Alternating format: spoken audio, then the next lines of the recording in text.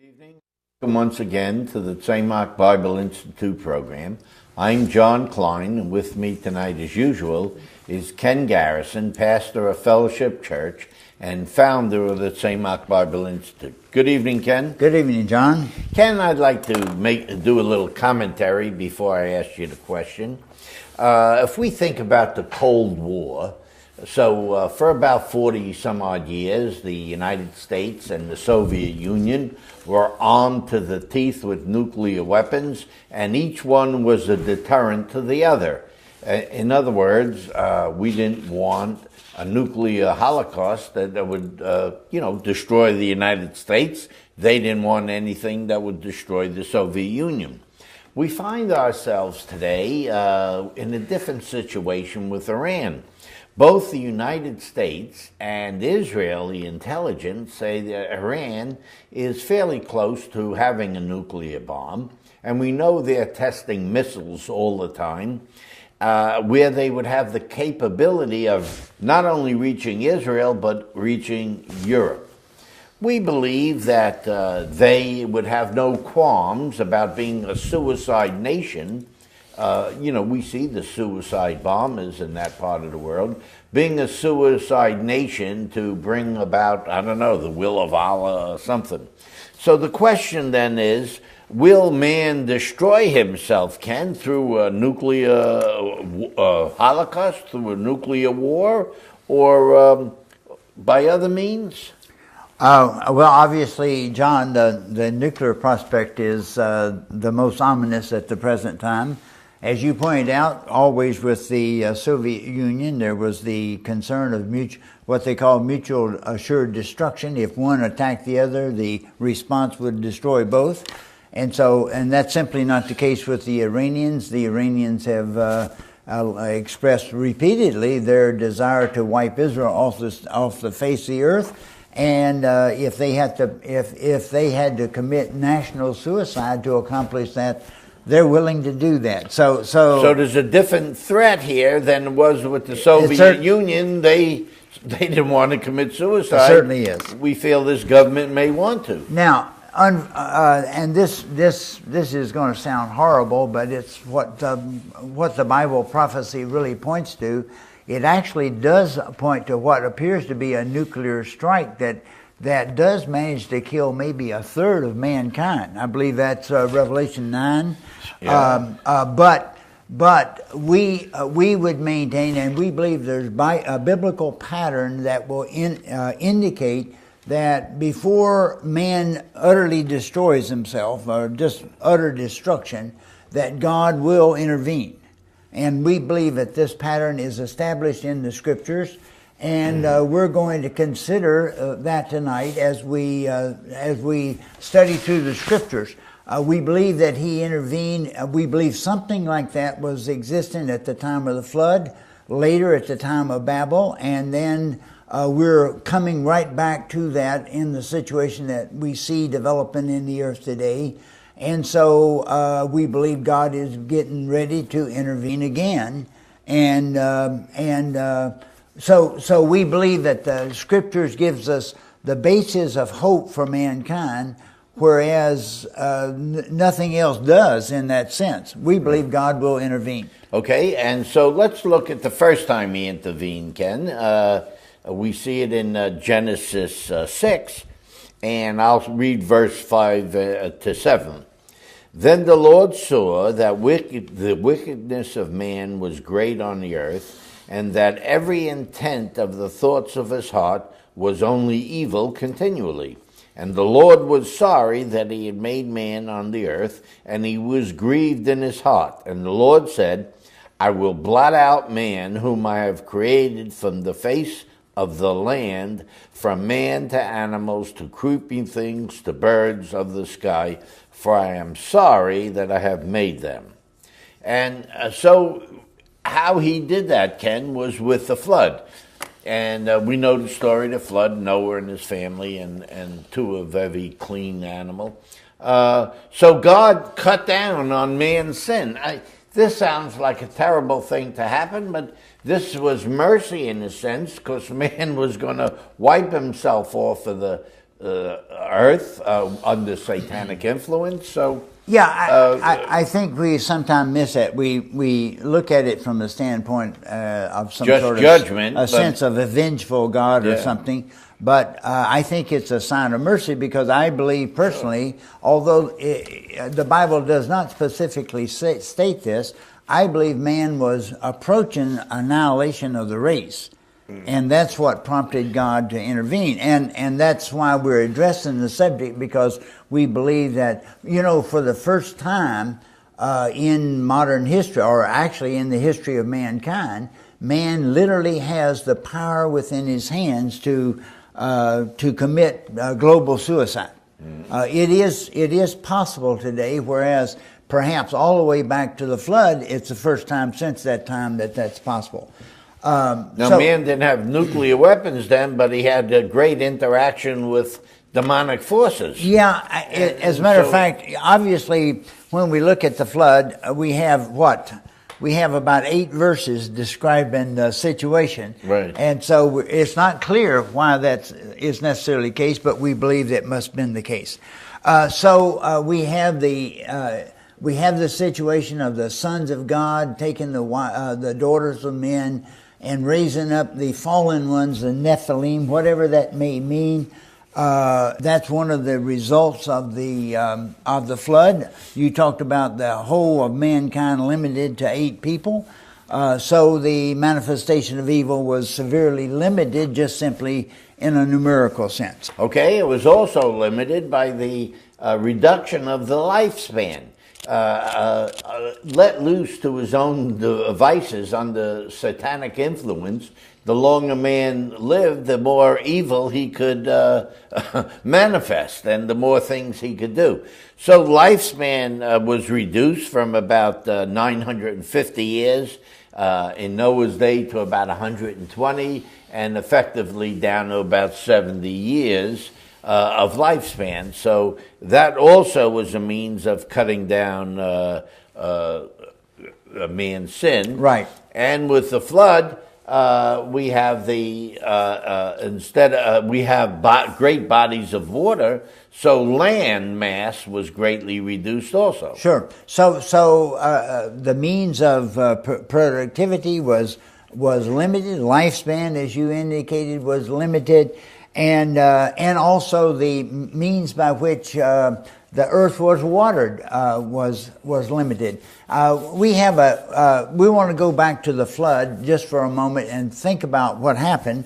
The Bible in Genesis talks about God separating the waters above from the waters below.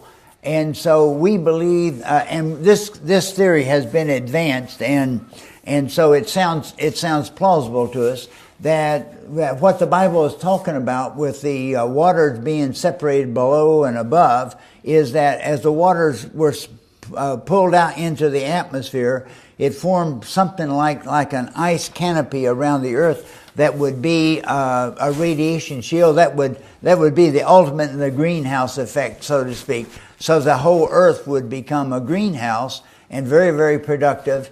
And then, of course, if we imagine that God caused that ice canopy to melt, according to the Genesis account, then it would rain consistently of 40 days and nights, 40, causing the floods and then the water cycle. The way that the earth is watered would change by going from a purely artesian source to the rain cycle. So all of these are effects that result from the flood, and as a result of that, the manifestation of evil in mankind was dramatically reduced. But did man? That didn't solve the problem. No, even though all these resources and man's lifespan was shortened to cut down on that. Why man worked to overcome that. And 3 generations later, then, we have the first tyrant coming on the scene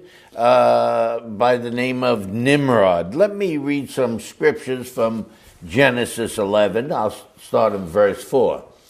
And they said, and this is under Nimrod's tyrannical authority, "Come, let us build for ourselves a city and a tower whose top will reach into heaven. Let us make for ourselves a name, lest we be scattered abroad over the face of the earth. When we get down to verse 7 then, come, let us go down there and confuse their language. This is God speaking now, that they may not understand one another's speech. Remember, so man is progressing to do evil again, interaction with demonic forces and occultism and every sort of debauchery. And God is going to intervene again to save man. And that's what we see in verse 7. Let us confound their language that they may not understand one another's speech. So the Lord scattered them abroad there over the face of the whole earth, and they stopped building the city. Therefore the name was called Babel, because there the Lord confused the language of the whole earth, and from there the Lord scattered them abroad over the face of the whole earth.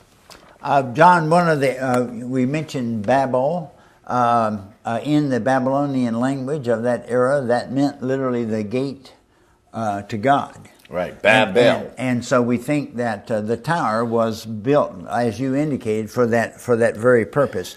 And also, they were building an authority. They were building a city under their own man's authority, in other words, as in contrast to God's authority.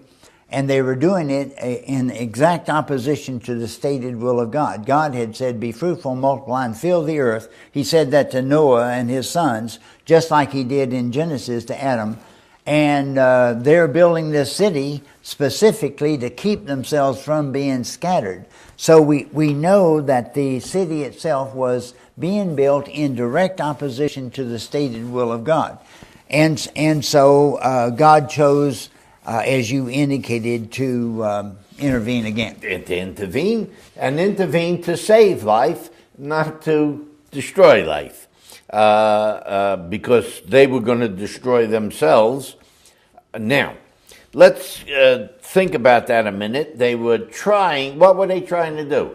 Nothing would be impossible. They were trying to reestablish interaction with demonic forces, demonic spirits, just as in the days of Noah. They were going to build a tower to heaven, and they were going to be with angelic beings. The same thing again. It looks like. Right. And I always get a picture of Nimrod shaking his fist in God's face. That type of thing. I'm going to do it my way. Well, the account of Nimrod, it says that he was a hunter and God kept his eye on him. So now sometimes when we read it, it almost sounds favorable, but it's not really the context of the scripture. Now, if we consider the result of Babel, then we see that the unity of mankind is destroyed by God's action. The people were scattered. And then we have really the beginning of the nations that we know it. The names that we see coming out from Babel are the very most ancient archaeological site names that we'll find. Human progress itself was restrained by God's intervention. Now, we don't normally think about it this way. We normally think about progress being always good, but God intervened purposely here to put a limit on human cooperation and progress. That's what he really did. Now, we're going to be talking about next the future intervention by God, and we know that according to the scriptures is going to be he's going to send a king to reign in the earth. And we don't normally think about it in this context, but it's the same thing. We believe that mankind is approaching the point of being in a position to destroy himself. Perhaps we're on the brink of it. You indicated with the Iranians attaining nuclear weapons and missile capabilities. They have the capability of drawing the whole earth down into a nuclear exchange. Well, we believe we're getting ready for another intervention. And it's just like what we've talked about before. God intervened with the flood. God intervened with Babel. And if we're indeed in the end times, we're getting prepared for that same type of thing again. Okay, so think about that now. how will God intervene? All right. Now the situation is getting. How about a flood? But no, he said he's not going to do a flood again.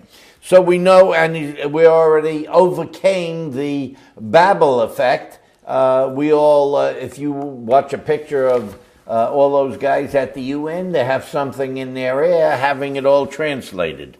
So we've overcome God's limitation. Now this is man. Listen, God's not against us advancing. God's against mankind rebelling against God and destroying himself.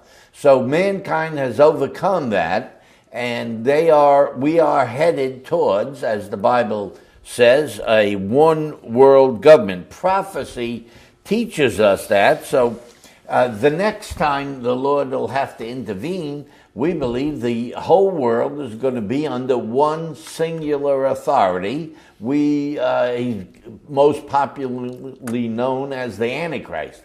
Under this single authority,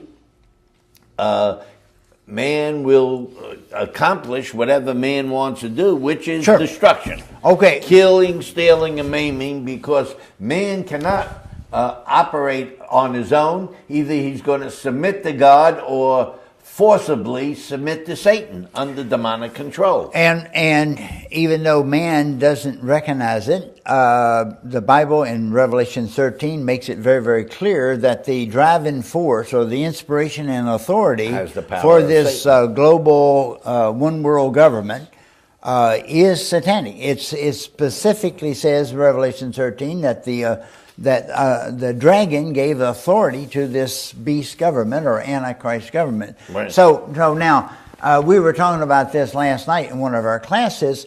If you became a heroin addict and whatever, I guess you inject yourself with the stuff, however you take heroin, you can understand the destructive effect of it or not, but it'll kill you in either way. Right. And so mankind is moving toward this globalism, one world, this incredible thirst for one world, global economy, global government, global everything, and Satan is behind it, and man doesn't understand that it's going to destroy him, but it would if left without godly intervention. It would end in the destruction of mankind. So what do we think?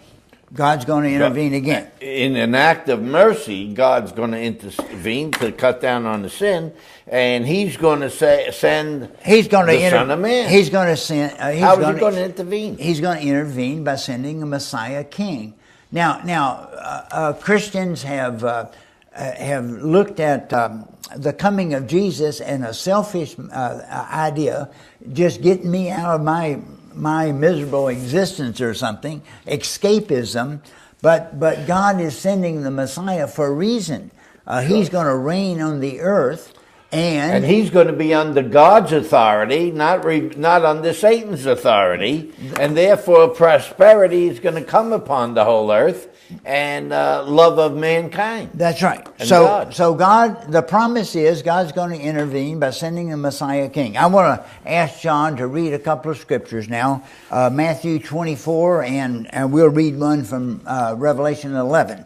But this talks about the event of the Lord coming. Okay, Matthew 24, verse 29. But immediately after the tribulation of those days, the sun will be darkened, and the moon will not give its light, and the stars will fall from the sky, and the powers of the heavens will be shaken. And then the sign of the Son of Man will appear in the sky, and then all the tribes of the earth will mourn, and they will see the Son of Man coming in the clouds of the sky with power and great glory, and He will send forth His angels with a great trumpet, and they will gather together His elect from the four winds and from one end of the sky to the other.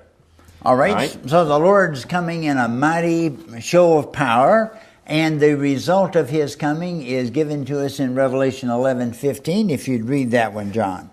Okay. Then the seventh angel sounded, and there rose a loud voices in heaven saying, The kingdom of the world has become the kingdom of our Lord and of his Messiah, and he will reign forever and ever. Okay, so we have mankind moving toward globalism, a one world government, a revived Babel, just like Babel before, and then God sends a king and crushes that revived Babel and establishes his own kingdom. That's the purpose of the coming of Messiah Jesus. And he will rule under God's authority with a rod of iron. Absolutely, with righteousness and justice and so on. Those are God has been systematically working this plan for a minimum of 4,000 years, because when God chose Abraham and brought him to Israel, God was in his mind was seeing the Jesus reigning in Jerusalem. When he brought Abraham there, right, that was the end that God was looking at. Right. We see intermediate steps along the way, but that's what God was seeing. And so he's establishing his kingdom. Now, what will be the result of Jesus reigning in Jerusalem? Well, we know the great Isaiah too. No more wars, and they'll beat their swords into plowshares, weapons of destruction into implementations I always say productivity. They'll take tanks, M60s, whatever, the Abrams tanks, paint them green and yellow, call them John Deeres. John Deere. They'll plow with them. Okay, and with that, though, there won't be this worry about human rights, the ACLU, women's rights, men's rights, black rights, white rights. There won't be that humanistic thing. Every knee shall bow and every tongue confess to the glory of God in Messiah Jesus. So this is what we have to look forward to. Now, we've all heard that Jesus is coming. Why is he coming? He's coming to judge the earth, but to save mankind. Absolutely. We do not, and that's one of the reasons why, Jesus said that the time of his coming, not even he knew, only the Father. And the reason we believe in is because we're not really looking at a chronological date. We're looking at a situation that develops in mankind. That's right. Jesus said it'd be like the time of Noah. Exactly. Well, we're approaching that time. When it becomes sufficiently dangerous, that is, man is near the point of annihilation, that God will intervene. And that really is the ultimate biblical hope in that regard. It's wonderful that God's mercy might be extended in that way. Okay, now a third Babel is predicted at the end of the age, and Revelation 20, we see that Satan's going to be bound for 1,000 years, and Jesus will reign for that 1,000 years, and then final judgment will come. So again, we have a repeat of the same type of destruction of the earth. But God always intervenes and preserves mankind, and that is a manifestation of his mercy. Now, let's review just for a moment this today. First of all, we would say that it's obvious from the time of the garden event and man's choice of exercising his own dominion, self-consciousness as such, that evil was loosed in the earth. And from time to time, we've seen that evil gain such a foothold that the annihilation of the race, we believe, was near. And every time God has intervened, and we believe that we're approaching that today, and that we're confident that once again God will intervene. And this time around, he's going to do it by ascending or establishing his king. His king is going to be established in Jerusalem, not in New York City at the UN building, and his king is going to be under his authority, and the fruitfulness. I mean, Ken, think about it, the tree is going to bear fruit every month. There's something good coming down the road, but it's going to get darker before it gets light. And this Iranian thing is could be the thing that brings the real darkness, because there's a desperateness in the earth now with the economic crisis that's taken our eye off of the ball. The main problem as was seen in America prior to this economic collapse of since September or a little before that, was terrorism and the Muslim fanaticism. Well, now the focus is on economic growth, bailing everybody out, and the enemy's working its work. Probably, and we have our eye off of the ball. The Iranians probably hadn't changed their ambitions, I expect. John, I know that soon you're going to one of the things, if you really pray for people, our friends on the mountains of Israel that have returned according to the will of God and are in fact the foundation on which this coming of Jesus will be established. They're being threatened every day, and they're obviously right in the target of the Iranians. John, now it's important to go up and know who these people are and what they're doing, because propaganda tells you something else. So I know, John, you're taking a trip there shortly. Yep. We're going up in March of 2009. We're going to spend 10 nights in the land, and we're going to visit Judea and Samaria, Bethel, Shiloh, Hebron, and Jerusalem, and we're going to visit all of Israel and see the people of faith, and God has regathered them to the hills of Judea and Samaria for the work of redemption. Amen. Again. Amen. So you saw the address and phone number on the screen. So call John and get set up to go up with them to the land. It's a once in a lifetime occurrence. We hope you do it several times, but it's really important. Now, we talked about Babel specifically, that was being built in opposition to the stated will of God. We know, according to the prophecy, that the ingathering of the people of Israel to the land of Israel is the stated will of God, and we're seeing that fulfilled. And the nations are in opposition to that, trying to divide the land and jerk it out of the hands of the people. There is a prophecy in Zechariah 1 that talks about craftsmen terrifying those nations by building in the land of Israel. We as a group have been building in a community, the oldest community in Samaria, Kedemim, for a number of years, and we're going to be doing that March of this year also. And I'd like to challenge you to help us monetarily to build on the mountains of Israel. If you would like information about that, give me a call and I'll explain exactly what we're doing and why. And I want to challenge you to help us build in the land of Israel and terrify the New World Order. Amen. There's no greater thing you could do with your money now than the Lord has built up Zion. He will appear in His glory. The 102nd Psalm. That's our program for this evening. Shalom.